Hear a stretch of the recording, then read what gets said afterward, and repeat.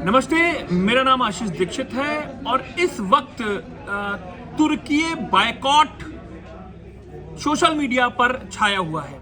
लगातार ट्रेंड हो रहा है तुर्की boycott, Azerbaijan boycott, Uzbekistan boycott. ये क्यों हो रहा है? ये इसलिए हो रहा है क्योंकि आप पाकिस्तान को ड्रोन देंगे, आप पाकिस्तान को हथियार देंगे और हम आपके समर्थन में नारे लगाएंगे, आपके देश, आपके मुल्क में घूमने आएंगे। ये नहीं होगा, ये बिल्कुल नहीं होगा। और ये साफ इशारा कर दिया है भारतीयों ने कि बायकॉट तुर्की को हम बायकॉट करेंगे और न तुर्की जाएंगे न तुर्की से किसी को बुलाएंगे।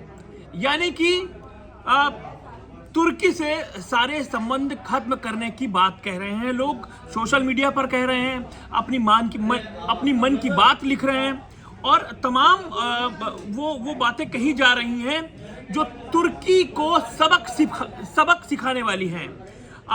जैसे लोग वहां से सेब मंगाते थे, जो व्यापारी थे साउथ इंडिया में कहें, तुर्की के सेब बहुत फेमस होते हैं, तो वहां से तुर्की के सेब मंगाते थे व्यापारी। सेब का ऑर्डर कैंसिल कर दिया गया है, यानी कि तुर्की के सेब अब नहीं मंगाए जाएंगे। बहुत कटौती आ गई उसमें, उसकी जगह पर हिमाचल और उत्तराखंड से सेब मंगाने की बातें कश्मीर से हो रही हैं। यानी कि टूर एंड ट्रेवल जो कंपनियां हैं उनके पास भी लगातार कैंसिलेशन के वो रिक्वेस्ट आ रही है कि हम तुर्की, जो लोग जाना चाहते थे, घूमने जाना चाहते थे, उनके लिए कैंसिलेशन आ रहा है कि हम नहीं जाएंगे तुर्की। मोटा माटी अगर अनुमान लगाएं तो एक यात्री करीब 25,000 रुपए तुर्की में एक आदमी पर खर्चा आता था। करीब अगर घूमने जाता था करीब 85,000 रुपए के आसपास खर्चा आता था। और इससे पिछले साल तुर्की को करीब 1,000 करोड़ रुपए का मुनाफा हुआ है। अपने टूरिज्म से तुर्की को मुनाफा हुआ है। लेकिन तुर्की हो, अजरबैजान हो, उज्बेकिस्तान हो, इन जैसे देशों का बायकॉट शुरू हो गया है क्योंकि आप हथियार देंगे और उम्मीद रखेंगे कि हम आए।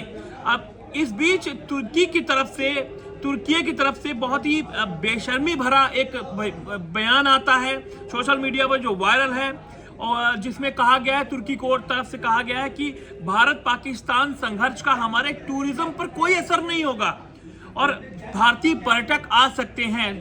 क्यों आ जाए भाई आपके यहाँ पर, बताइए। और तुम्हें अभी समझ नहीं आ रहा है तुर्की और एर्दोगान कि बड़ी बेशर्मी से ये बात कह रहे हो और मदद तुम पाकिस्तान की करोगे और चाहोगे कि हमारे पर्यटक वहां आएंगे। ये नहीं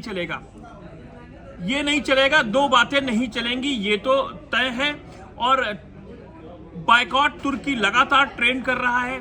पिछले दिनों मालदीव की बात की, मालदीव में किस तरीके से प्रधानमंत्री लक्षद्वीप जाते हैं और मालदीव का बायकॉट शुरू हो जाता है और मालदीव लाइन पर आ जाता है और कहता है कि नहीं, हमारा मकसद वो नहीं था जो समझा गया।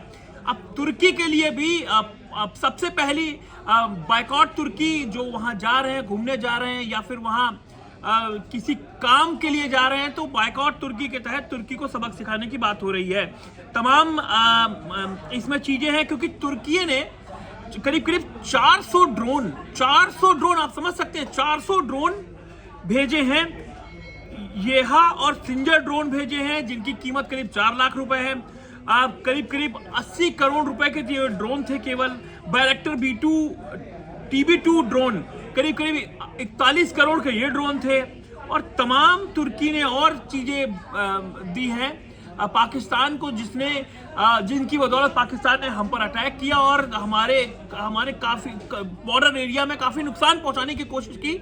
हालांकि भारत के डिफेंस सिस्टम ने बहुत हद तक उसको रोक दिया, लेकिन कुछ जगह तो नुकसान तो पहुंचा ही है, नो डाउट, ऐसी कोई छुपी बात नहीं है। लेकिन फिर तुर्की से संबंध पर एक बार फिर विचार करना चाहिए और तुर्की से तमाम व्यापारिक संबंध तोड़ लेने चाहिए। यही बात चाइना के साथ भी लागू होनी चाहिए।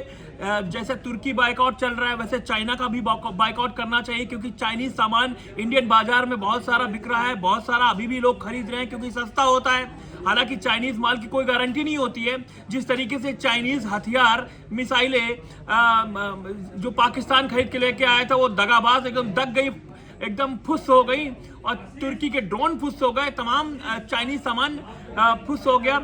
उसी तरीके से चाइनीज खिलौने, चाइनीज आइटम्स का भी बहिष्कार करना चाहिए।